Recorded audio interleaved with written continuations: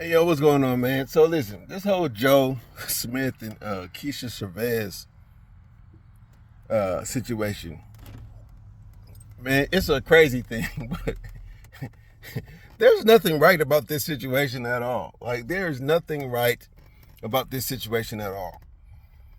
Um, Joe brought it on himself. Keisha brought it on herself. Like, these are two people who were, I don't know if you were destined to be together or fate or or what. You have two people that were talented. He was talented at putting up shots. She was talented at taking shots. You know what I'm saying? He was talented at blocking shots. She was talented at throwing it back. And between these two people, they have probably touched together between 70 to 80 million dollars. Now think about that. He made 60 million in his NFL career. Porn is a $1 billion industry, so I'm just going to give her the benefit of the doubt that because she was traveling around the world and enjoying her life and trying to be a singer at her age, that probably won't work anyway. But 70 million to 80 million dollars have touched these two people's hands, and they're broke. Like, no financial advisor sat down with these two people, said, hey, listen, start your own Roth IRA. We have 3 different pools. You could go ultra conservative, mid-tier, or aggressive. One's going to make safe, slow money on the one end. The other one, you're going to gain big and lose big. You know, how about even going the basic route, certificates of deposit through your bank, or investing in companies that yield quarterly and annually dividends, or high yield savings account. There's like a multitude of places where you could put your money that will begin to make money for you, especially when you have $60 million. Like,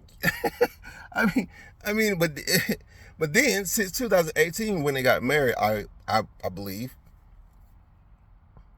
and we're gonna make this math simple because I don't want to get into the odd dollars in the cents. We're gonna say they were spending $100,000 per year, but they were earning $25,000 per year. So over the course of 5 years, you spent $500,000 and only made $120,000. Like, yo, you guys are making less than the average American that has never touched the money that y'all have touched. How does that happen? How does that happen? But to get to my main point, and this is why this conversation is so troubling, because their situation has every red pill talking point that you can have in it, right?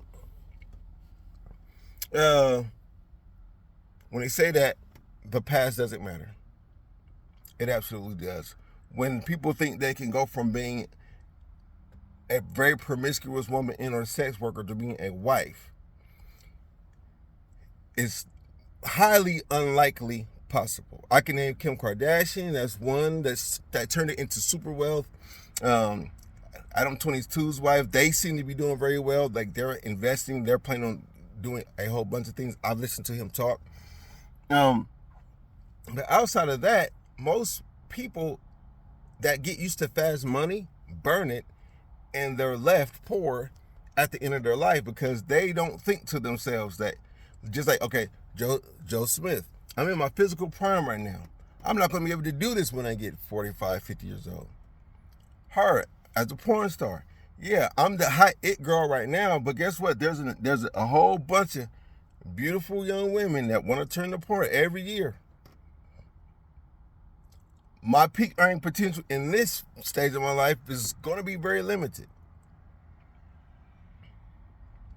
And you have these people, once you get used to fast money, it's hard to do anything else. That's why criminals keep going back to jail, because when you're a drug dealer or you're a scammer and you get caught, and then now it's like you got to catch back up because you've been in jail the whole time.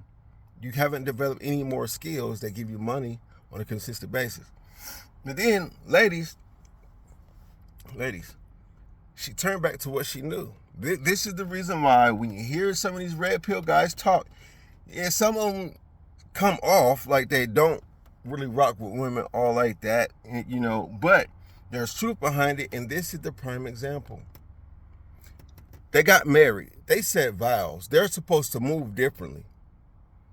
And she, behind her husband's back, started at OnlyFans, said, this is how I was when you met me. Because women always like to say that the past is in the past. You can't judge a person by their past. And then she says, well, this is what happens when you don't pay attention to your wife. I didn't know that we got married and we had to investigate the wives and the husbands that we're supposed to be married to. Why do I have to investigate for you to be, doing stuff behind my back? Why not have a conversation face to face like a grown up? But then she hit him with my body, my choice. Okay, what? She was never wife material. Joe chose wrong. I mean, what can I say? Joe chose wrong. She wasn't wife material because any wife wouldn't let you spend $500,000 while y'all are only making $125,000. She's going to say, you know what, babe, let's settle down. Why don't we consolidate our assets? Why don't we sell our assets, some of them off, and then put that money in the bank? No, I don't need that trip. No, I don't need that bag. No, I don't need that car. We need to work on getting our money back up while we still have it so we don't run out of it. Should she have to have that conversation? No, Joe should be on top of his game. But if you're any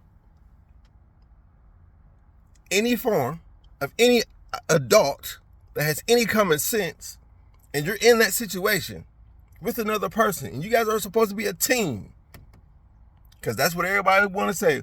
Oh, we're in a partnership. We're in a team. Okay, why would you let your teammate blow the resources for the whole team? He already paying $10,000 a month for child support. That's $120,000 every year going out just for that. These two were never supposed to be together. They weren't right for each other. The situation wasn't right.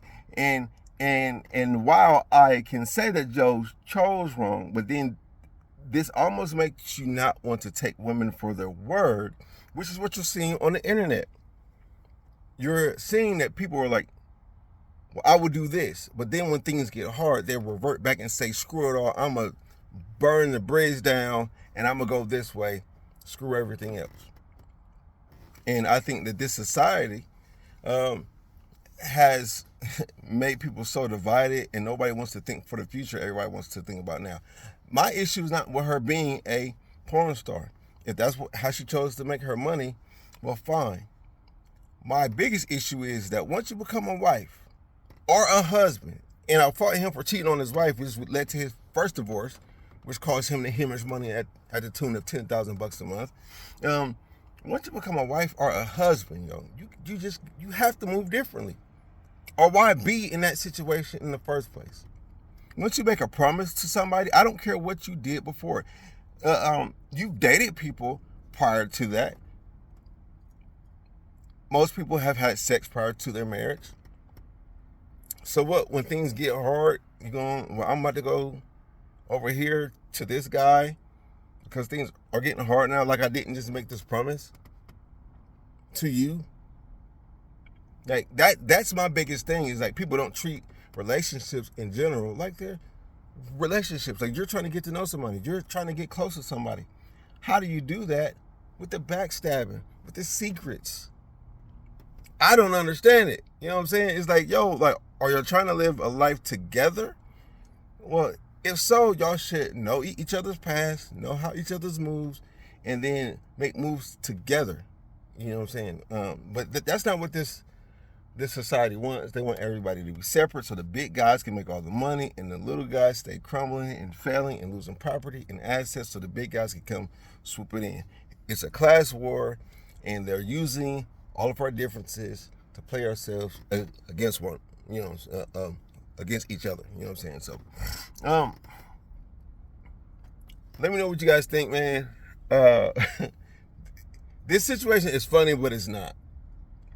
This situation really has a whole lot of what's involved in our society right now. Well, let me know what you guys think. Until next time, go.